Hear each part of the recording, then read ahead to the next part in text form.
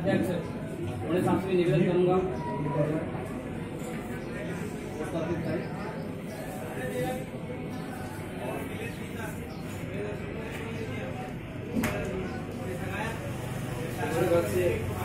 महामंत्री हमारे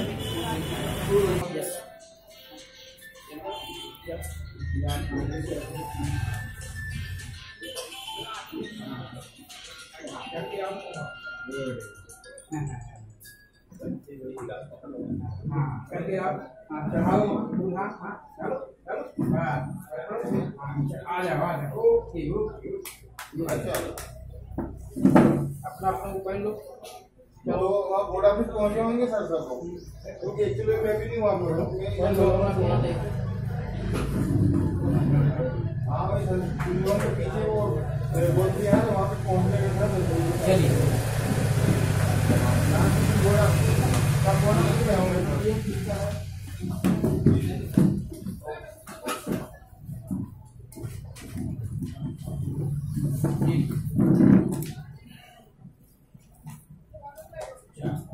फोटो उसके पास कमल के इसमें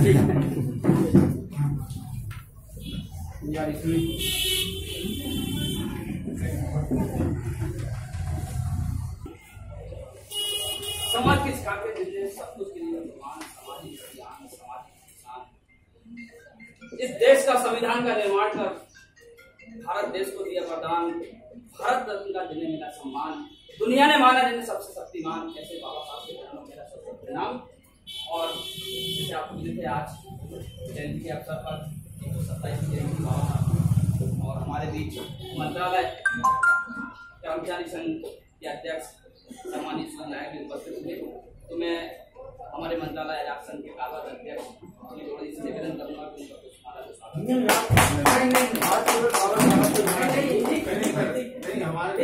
हमारा सम्मान देखते हो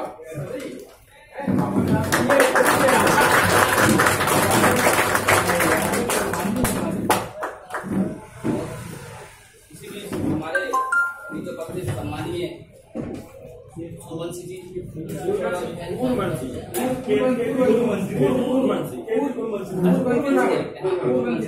महामंत्री हैं आप, प्रदेश महामंत्री हैं पिछड़ा वर्ग के।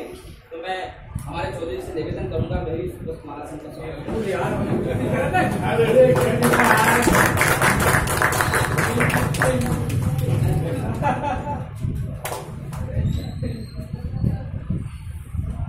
अब मैं इस कार्यक्रम मेला को प्रारंभ करने के लिए सर्वप्रथम हमारे बीच उपस्थित पिछड़ा वर्ग के महामंत्री सम्मानित निवेदन करूंगा इस अवसर पर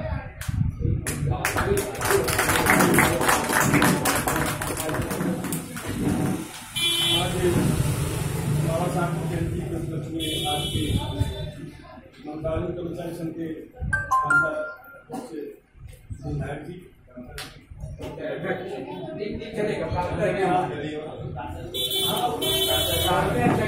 मंत्रालय कर्मचारी संघ के और संगठन के संरक्षक भी हैं और चौधरी जी आप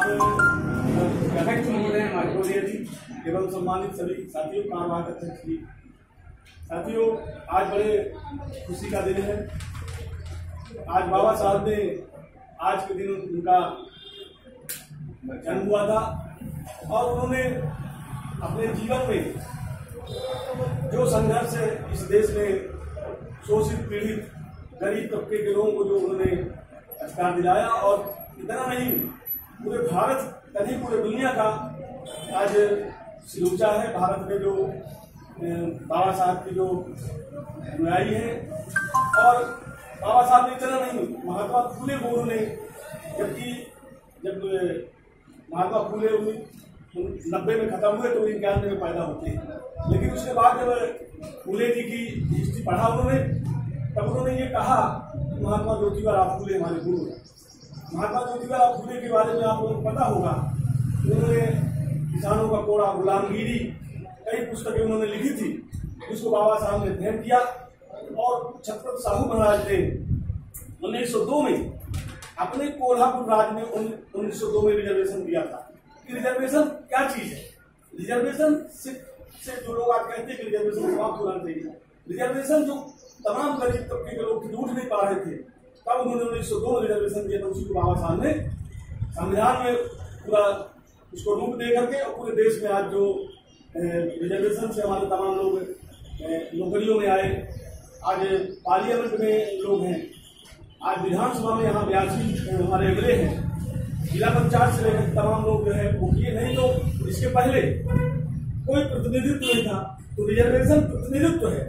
जो ये बड़ा वर्ग है, शोषित वर्ग है, इसको प्रतिनिधित्व देने के लिए बाबा साहब ने जो कदम उठाया था, उन्होंने इंग्लैंड में भी दोबारा पढ़ने के लिए उन्होंने जब दोबारा लौट के आए और दोबारा नहीं जा रहे थे, तब उनकी रमाबाई ने कहा कि नहीं, ये तो पूरा भारत आपका है और हम अपने बच्चे पाल लूंगी। और उन्होंने साहू महाराज जाते हैं वहाँ और टिकट लेकर के और उन्होंने बाबा साहब को दोबारा इंग्लैंड जाने के लिए दोबारा प्रेरित करते हैं। और बाबा साहब आज दुनिया के विद्वानों में ऐसे विद्वान हैं जो जिनके लिए सूर्य का प्रकाश भी कम पड़ जाएगा। उनका बड़े हर्ष का दिन है कि आज उनका आज के दिन उनका जन्म हुआ था। मैं तमाम अपने साथियों से कहना चाहूँगा, खासतौर युवा पीढ़ी से, कि बाबा साहब को पढ़िए। उन्होंने 21 वॉल्यूम लिखे हैं, 21 वॉल्यूम अंग्रेजी से लिखे हैं। मतलब उस जमाने में आज हम लोग पढ़ाई नहीं कर पा रहे हैं, उन्होंने उस जमाने में 21 वॉल्यूम लिखे, अंग्रेजी से वॉल्यूम लिखे, जिसको भारत सरकार ने छपवाया है, हिंदी से छपवाया है। 21 वॉल्यूम में 6वां वॉल्यूम पढ़ रहे हैं हमारे लोग, तो शायद हो सकता है कि पूरा दुनिया पढ़ ले। मतलब उन्होंने इतनी पारदर्शिता, इतनी चीजें लिखी हैं, हमारे लिए इतना वो दिया है। और शांति बाबा साहब चाहते, उस समय बहुत सारी चीजें थी, देश आजादी की ओर था, देश आजाद हो गया था, बंटवारे का चर्चा चल रही थी, लेकिन उन्होंने कभी भारत को कभी तोड़ने की प्रयास नहीं किया। उन्होंने देश को मजबूत बनाने के लिए काम किया है। दूसरे साथियों लोगों को भी इस देश को, भारत को मजबूत बनाने के लिए हम लोग उनके विचारों पर काम करेंगे। उनकी आज 127वीं जन्म दिवस में मैं सबको अपनी ओर से, संगठन की ओर से आप लोगों को बधाई देना चाहता हूँ। बाबा साहब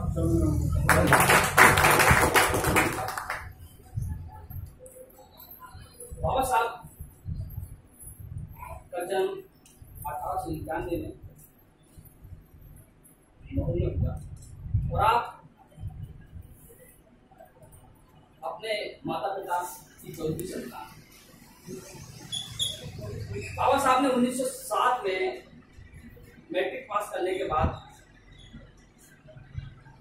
आगे की पढ़ाई विदेश में की।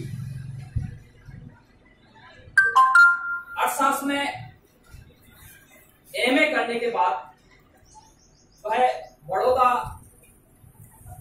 राजघराने में या बड़ौदा जो स्टेट थी वहाँ उन्होंने नौकरी की और वहाँ बड़े मिलिट्री सेक्रेटरी के रूप में काम। तो जब वहाँ वो रहते थे तो एक पारसी मोहल्ले में उन्होंने अपना निवास किया, लेकिन स्थिति वहाँ यह थी कि वहाँ भी उनसे छुआ छूत वाला व्यवहार किया जाता था। जब पारसी मोहल्ले में मालूम पड़ा कि वह माहर जाति के हैं, तो वहाँ कुछ लोग डंडे लेकर आ गए कि आप यहाँ से खाली करके जाइए, नहीं तो हम आपको मार। उस समय बाबा साहब को बड़ा दुख हुआ कि मैं इतना एजुकेट पढ़ा लिखा होने के बाद आज मेरी ये स्थिति है। और उन्होंने वो मकान खाली किया, वहां से गए और एक वृक्ष के नीचे जाके एक संत के पास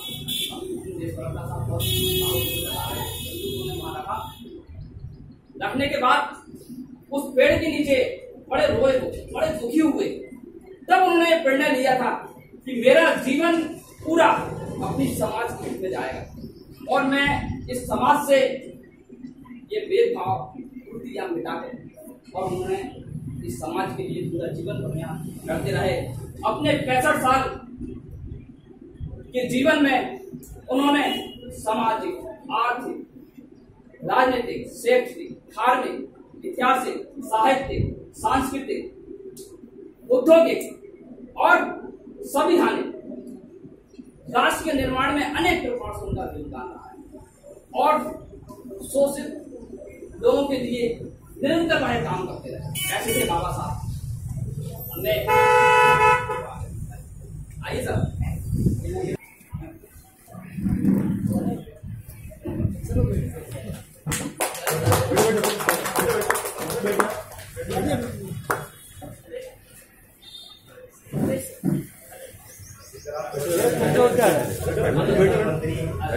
बच्चों को गोदी में लिए वो बुढ़े को गोदी में ले वो बच्चे को गोदी में ले ले।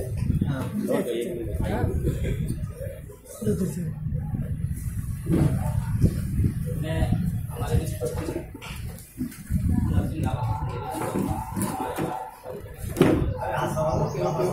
नहीं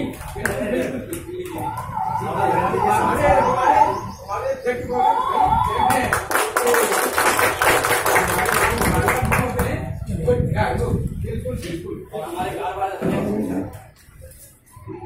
जोड़े साहब निवेदन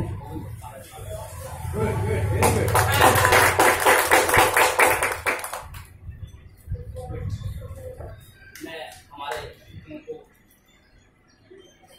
बुलाने मैं आपको थोड़ा सा अपनी भावनाओं के साथ जोड़ना चाहता हूँ। कभी कभी मैं व्हाट्सएप से कविता पढ़ता हूँ, मेरे मित्र ने उसको पढ़ के बड़ा कभी कभी मैं भी भावुक हो जाता हूँ। उसकी कुछ लाइनें आपके सामने दोहराना चाहूंगा। क्या कहूँ ऐसे लोगों से भूले जो एहसान है,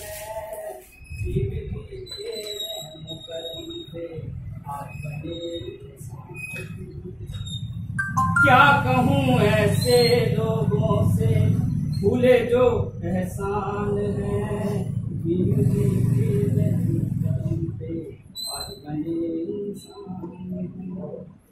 पढ़ लिखे जरा सोचो मन में भीम ना होते क्या होता, मुक्ति नंगी लाचारी में जीना और मरना होता। भीम से ही ये शान और शौकत, भीम से अपनी पहचान है। क्या कहूँ ऐसे लोगों से ये जो एहसान है।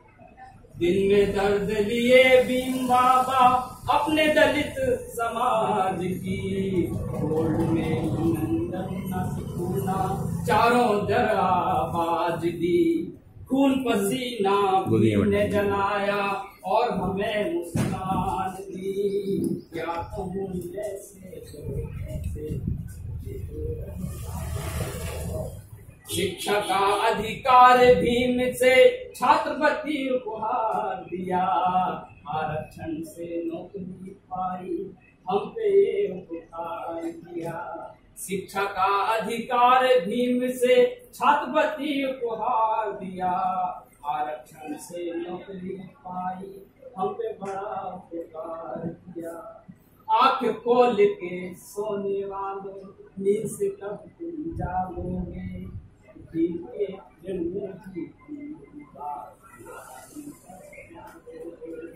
क्या कहूँ ऐसे लोगों से भूले जो एहसान है,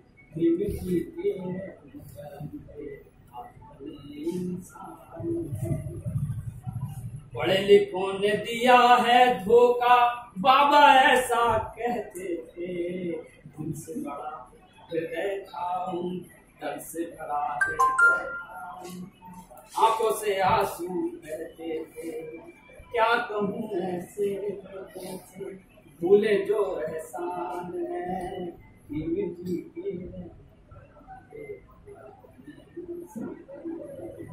साथियों जैसा कि आपको विदित है, बाबा साहब सिर्फ आरक्षण या इस वर्ग के लिए नहीं, इस देश के लिए उन्होंने बहुत कुछ किया है। उनके द्वारा इस देश के लिए जो जो भविष्यवाणी जो काम किए, इस देश के लिए वो वरदान के रूप में साबित हुए। चाहे वो शारदा एक्ट हो या लेबर एक्ट हो या इस देश के आधुनिक भारत की नींव हो या फिर हीराकुंड जल संरक्षण योजना, उनकी एक अर्थशास्त्री बहुत अच्छे थे। और बाबा साहब उस समय एक पहले व्यक्ति थे जिन्होंने हिंदुस्तान के जिन्होंने डॉक्टरेट करके वो विदेश से आए। उसके बाद उनकी ये स्थिति, जिस कॉलेज में वो पढ़ाते थे उस कॉलेज में भी जब वो स्टाफ रूम में बैठते थे ना, तो उस मटके से पानी नहीं पी सकते। उनके लिए वहां का स्टाफ रूम था अलग से। वो कैसी विडंबना नहीं होगी एक डॉक्टरेट डिग्री करने वाला हिंदुस्तान से सबसे पढ़ा लिखा व्यक्ति के साथ ऐसा व्यवहार होगा, बाहर बैठकर पढ़ा। फिर भी उनने, और बाबा साहब हम इस पर एक विचारधारा है, अम्बेडकर विचारधारा से हमें बंधुता, समानता, समरसता और भाईचारे का अम्बेडकर विचारधारा वह रोशनी है जिससे हम अपनी मंजिल तक पहुंच सकते। अम्बेडकर विचारधारा वह ऊर्जा है जिससे हम अपने संघर्ष से अपनी मंजिल तक या अपने लक्ष्य तक पहुंच सकते। मैं हमारे बीच उपस्थित सम्मानीय सुधीर नायक से निवेदन करूंगा कि बाबा साहब की जयंती के अवसर पर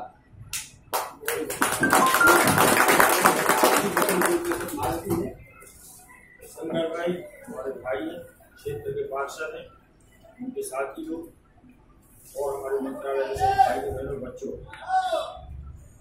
बाबा साहब की 127वीं जयंती पर उनको हृदय से श्रद्धांजलि करते नमन करते। और इस अवसर पे देखिए कोई भी आयोजन, चाहे बाबा साहब की जयंती हो, चाहे किसी भी सुभाष चंद्र बोस की जयंती हो, चाहे 15 अगस्त हो, चाहे 26 जनवरी हो, चाहे दिवाली हो, चाहे होली, कुछ चीजें कुछ डायलॉग फिक्स हो गए, हर आदमी को दोहरा के चला जाता। 15 अगस्त है, आज ही के दिन देश स्वतंत्र हुआ था, हमारे लोगों ने गोलियां खाई थी, बड़े मुश्किल में हमें ये आज़ादी मिली थी, वो हो गई। दिवाली दीपों का त्योहार है, सबके घर में उजाला आए फलाना, ऐसे हर महान लोग। मैं कुछ लीक से हट के बातें आज आपसे शेयर करना चाह रहा हूँ, क्योंकि ये कोई सभा नहीं है, ये परिवार के बीच की बात। जैसे घर में बैठ के बात हुई थी, मैं उस तरीके की बात करूँ। 3 बातें तो मुझे बहुत अच्छा लगेगा कि यदि मेरे जाने के बाद आप लोग ये सभी समाज के लोग उसको चिंतन करें, और अगली बार जब अपन फिर से मिले ऐसे अवसर पर बाबा साहब की जयंती पे ऐसे, तो अपन शेयर करेंगे हमने क्या चिंतन किया, या मेरी बात को कुछ सार्थकता समझ में आई कि नहीं। वो मैं हर जगह कहता हूँ, ऐसा नहीं कि यहाँ पहली दफे कह रहा हूँ। मैं एक किताब भी लिख रहा हूँ, उसमें भी कुछ चीजें धीरे धीरे लीक होती जा रही है। जैसे कभी कभी सभाओं में टुकड़ों एक अच्छे कवि थे कन्हैयालाल नंदन, बाद में वो एक पत्रिका के संपादक बन गए, सारिका पत्रिका के संपादक बन गए। तो किसी पत्रकार ने पूछा कि आजकल आप कविताएं नहीं आपकी देखने में आती, उन्होंने कहा क्या करें, हमारी कविताएं संपादकीय में खर्च हो जाती है। कविता का मैटर था वो संपादकीय में आ गई। तो ऐसे क्या है कि जो हम लिखना चाह रहे हैं, जो हमारी स्क्रिप्ट तैयार हुई, वो ऐसी आम सभाओं में, भाषणों में, स्पीचों में चली जा रही चीज, कभी कोई टुकड़ा कभी कोई टुकड़ा। तो मैं ये कहना 3 बातें बताना चाह रहा हूँ, फिर हमें और 2-3 आयोजनों में और जाना है, तो मैं आपसे क्षमा मांग के जाऊंगा। पहली बात ये है कि देश में बड़ी भ्रांतियां फैली, माने मुझे समझ में नहीं आ रहा कैसा ट्रेंड चल रहा है। हमने महान पुरुषों को बांट दिया, इस भ्रांति का निवारण किया जाना चाहिए कि बाबा साहब केवल अनुसूचित जाति के नेता, वो पूरे राष्ट्र के नेता, वो पूरी मानवता के नेता। तो बाबा साहब के ऊपर जितना अनुसूचित जाति के लोगों का अधिकार है, उतना ही समाज के अन्य वर्गों का भी अधिकार। हम देश को गलत दिशा में ले जा रहे हैं। सरदार वल्लभ भाई पटेल पटेलों के नेता हो गए, जिसने देश का एकीकरण किया। मतलब वो अदालत में बहस कर रहे थे, बहस के बीच में तार आया। उस जमाने में क्या होता था, तार से ज्यादा तीव्र कोई कम्युनिकेशन का साधन नहीं है, तो आदमी जिस भी स्थिति में हो उसी स्थिति में जाके तार दिया जाता था। मतलब जो डांटिया होता था, अगर वो खेत में हल चला रहा है तो वहां उसको हल चलाते में तार पकड़ाया जाता था, ये तुम्हारा तार है। तार आया, उन्हें जेब में रखी और वो बहस करते रहे। जब पूरी बहस कंप्लीट हो गई तो जज ने पूछा कि पटेल साहब काय का तार, क्योंकि उस जमाने में तार का आना बड़ी इमरजेंसी बात मानी जाती। तो जज ने भी पूछा कि काय का तार आया था, चले कुछ नहीं, पत्नी का निधन हो गया। और मजिस्ट्रेट आश्चर्य भी, तुम बता देते, हम सुनवाई टाल देते, अगली तारीख दे देते। उन्होंने कहा नहीं, हमने सोचा काय के लिए, तो इसलिए वो लोग पुरुष कहलाते। जिस आदमी ने पूरा आज भारत, अगर भारत है तो सरदार वल्लभ भाई पटेल के कारण, नहीं तो मधुमक्खी का छत्ता होता भारत। इतने छेद होते रियासतों के, तो उन रियासतों का विलीनीकरण हो जाए तो एक ही काम उन्हें जीवन भर। और आज सरदार वल्लभ भाई पटेल पटेलों के नेता हो, भगवान बट गए। कृष्ण भगवान यादवों के भगवान हो गए, तो यादव लोग मनाएंगे कृष्ण जन्माष्टमी जी, क्या कर रहे हैं? कलर बट गए, हरा रंग हो गया साहब को तो मुसलमानों का, नीला रंग हो गया कि साहब को अनुसूचित जाति का, लाल रंग कम्युनिस्टों ने ले लिया। तो आप वालों को कुछ नहीं बचा तो वो सफेद ले भगे। तुमने कलर बांट लिए, तुमने महान पुरुष बांट लिए। तो देख, तो एक ये भ्रांति का निवारण होना चाहिए। ये बाबा साहब अम्बेडकर ने समानता की बात, वो समता मूलक समाज का उनका सोच है। और असमानता जहां भी, केवल अनुसूचित जाति के साथ असमानता की बात नहीं थी, किसी के साथ भी अगर असमानता का व्यवहार किया जा रहा है तो बाबा साहब उसके खिलाफ में थे। उन्होंने महिलाओं के लिए एक्ट लेके आए, उसमें हमने ये कहीं नहीं लिखा कि केवल अनुसूचित जाति की महिलाओं के लिए हम एक्ट ला रहे, पूरे समाज, क्योंकि महिला और पुरुष के बीच में भेद होता था, महिला को संपत्ति में अधिकार नहीं था, पुरुष को अधिकार था, उन्होंने उसके लिए भी किया। तो एक बात तो हो गई है कि इस भ्रांति का निवारण होना चाहिए और ये समाज में ये बात जानी चाहिए कि वो केवल अनुसूचित जाति के नहीं, पूरे भारत के लिए एक परिवार होता है, अपने जो बड़े बुजुर्ग होते हैं, कोई चाचा होता है, कोई ताऊ होता है, कोई मामा होता है, कोई फूफा होता है। अच्छा, सबका स्वभाव भी अलग होता है, सबका कार्य क्षेत्र भी होता है। तो फूफा जी वकील है, मामा जी व्यापारी है, पिताजी सरकारी कर्मचारी है, तो छोटे मामा जी पत्रकार है। लेकिन अपन सबका सम्मान करते ही नहीं करते, अपने लिए तो सब आदरणीय है और अपने अपने तरीके से वो परिवार के विकास में योगदान करते। परिवार के ऊपर कभी कोई कानूनी दिक्कत आ जाती तो मामा जी खड़े हो गए, क्योंकि मामा जी वकील है। पैसे की जरूरत पड़ गई तो फूफा जी आ गए, तो पैसा उनके पास है। एक आध घर में पहले लठ छाप भी रहता था कि जरूरत आगे क्या कर, लड़ने की जरूरत आ गई तो छोटे भैया को बुलाओ, पहलवानी कर, तो वो भी रहता। तो परिवार में सबकी जरूरत पड़ती और सभी से मिलके देश का विकास होता है। केवल वकीलों से देश नहीं चल सकता, केवल पत्रकारों से नहीं चल सकता, केवल व्यापारियों से चल सकता, सबकी आवश्यकता। वैज्ञानिक भी चाहिए तो पत्रकार भी चाहिए, तो वकील भी चाहिए, तो कर्मचारी किसान भी चाहिए। तो मैं इस नजरिए से देखता हूं, लोग बांटते, कोई सुभाष चंद्र बोस का समर्थक हो जाता, सरदार भगत सिंह का कोई समर्थक हो जाता है तो वो गांधी जी को गाली देने लगता है। अरे गांधी ने तो कायम बना दिया यार देश को, वो तो सुभाष चंद्र बोस थे। ऐसा नहीं, कहीं जोश की भी जरूरत है, कहीं बोस की भी जरूरत है, वो सबके समन्वय से काम होता। तो सरदार भगत सिंह ने किया वो भी जरूरी था, वो जो गांधी जी ने किया वो भी जरूरी था, सरदार वल्लभ भाई पटेल ने किया वो भी जरूरी।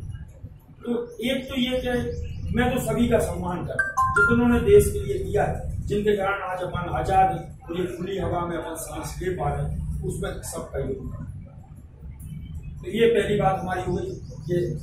ये सभी वर्गों की होती। मैं तो अपना जो छोटा सा प्रयास है मुझसे जो बन पा रहा है, मैं तो जहां भी मुझे बुलाया जाता है तो मैं ये बात रखता हूँ कि पहले तो ये बात बताई जानी चाहिए। दूसरी बात यह है कि देखिए, हर वर्ग में दो प्रकार के लोग हैं। 5-10% लोग कट्टर होते हैं और बाकी जो 80-85% लोग होते हैं वो उदार होते हैं।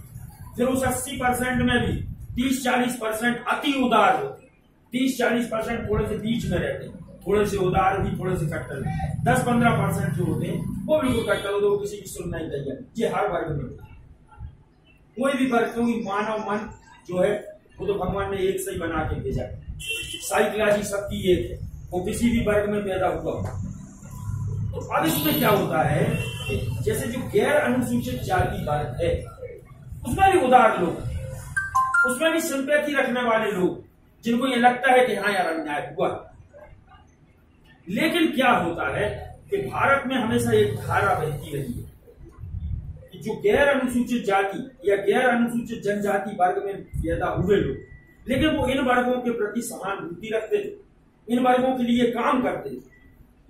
आज से नहीं, बाबा साहब के भी पहले से ये समाज में ये धारा चली है। लेकिन होता ये है कि आज वो धारा अवरुद्ध है और उस धारा के बगैर काम नहीं चलेगा।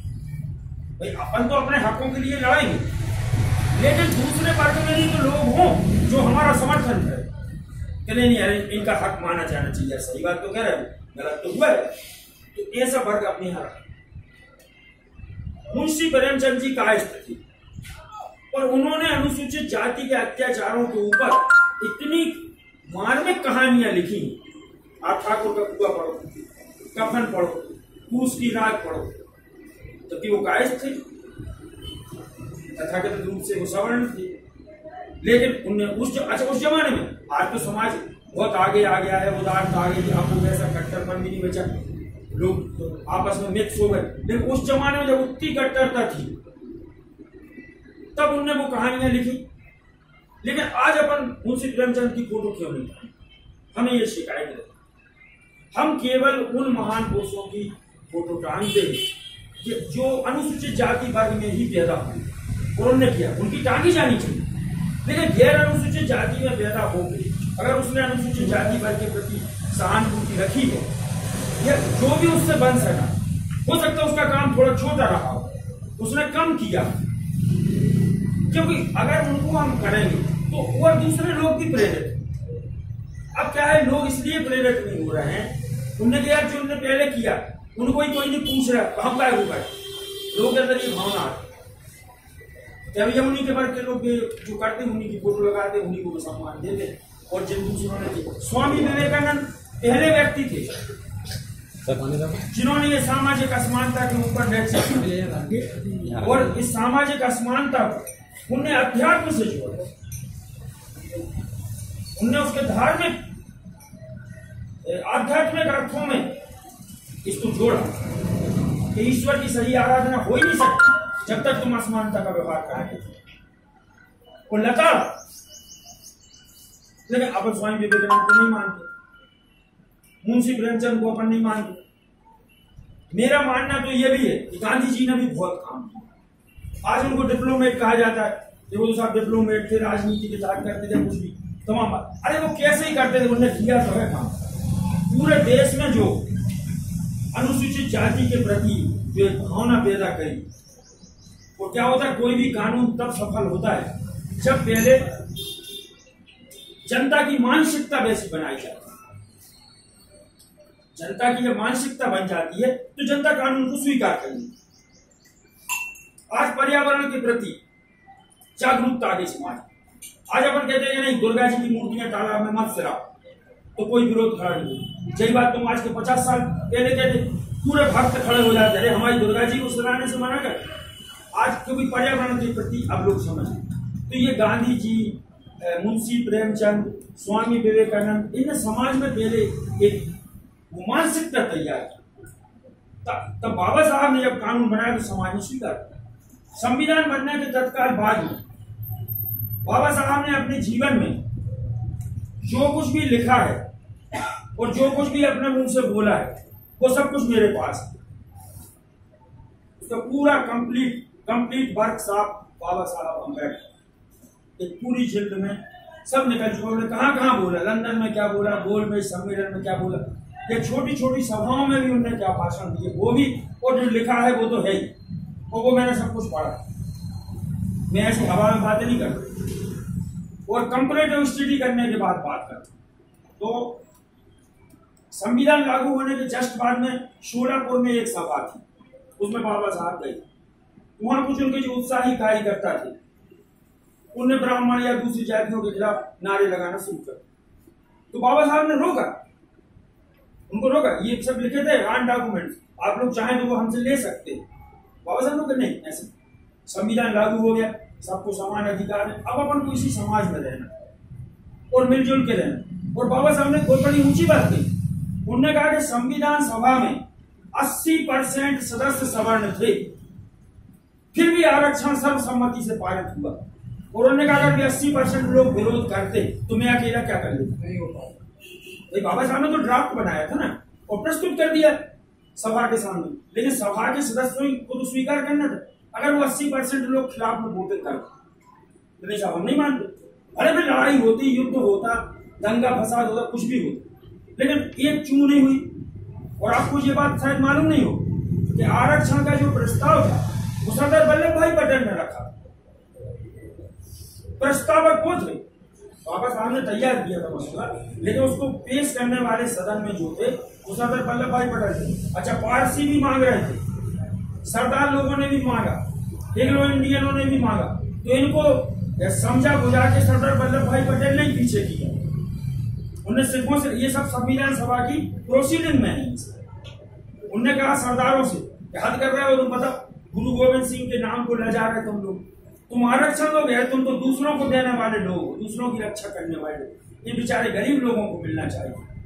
तो सरदार अलग हो, पारसियों से हमने कहा तुम लोग इतने धनाढ़ लोग हो, पारसी कोई गरीब नहीं रहता, टाटा वाटा जैसा पारसी, तो पारसियों को अलग किया, तो नहीं तो उसमें और कमी आ जाए। तो ये सब सरदार वल्लभ भाई पटेल ने किया। आज सरदार वल्लभ भाई पटेल की फोटो भी अगर नहीं लगा। तो मेरे कहने का मतलब ये है कि पहली बात तो ये कि बाबा साहब जो थे केवल अनुसूचित जाति के नेता नहीं, वो पूरे भारत के नेता थे, समाज के सब वर्गों के नेता थे, और बल्कि पूरी मानवता के नेता, पूरी मानवता के नेता थे। उनने इंसानियत की बात कही।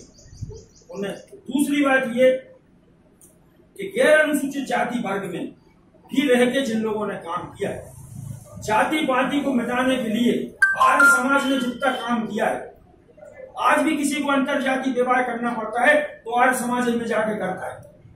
आज भी आपको अभी रामपाल के लड़के ने भी वही किया। माने आर्य समाज ही मिलती है। इतना देश आगे बढ़ गया, 21वीं शताब्दी में आ गया, लेकिन अगर अंतर जाति विवाह करना है तो आर्य समाज नहीं जाना पड़ा। और जाति प्रथा को मिटाने में सबसे बहुत अच्छा उस जमाने में, अब तो वैसे अपने आप ही मिट रही है, लेकिन उस जमाने में जब इतनी कट्टरपंथी समाज हुआ करता था, तो बाबा साहब के काफी पहले स्वामी दयानंद सरस्वती ने, जबकि वो जाति के ब्राह्मण, स्वामी दयानंद सरस्वती ब्राह्मण, गुजराती ब्राह्मण, उनने आर्य समाज की स्थापना करी। वो जाति प्रथा के उन्मूलन के इतना काम किया कि आज तक आर्य समाज की शाखा पूरे भारत में चल रही है। उन्होंने मूर्ति पूजा का भी विरोध किया। उनके मंदिरों में कोई मूर्ति नहीं रही, तो हवन की बेदी रहे। अपने आगे आर्य समाज मंदिर में जाकर देख देना जवाब। अब स्वामी दयानंद सरस्वती जिनने जाति प्रथा को इतना मिटाया, अनुसूचित जाति के लोगों को भी उनने पुरोहित बनाया।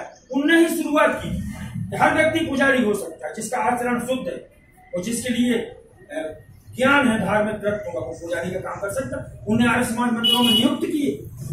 फिर इसके बाद स्वामी श्रद्धानंद हुए, वो पंजाबी खत्री थे, उनने भी बहुत काम किया।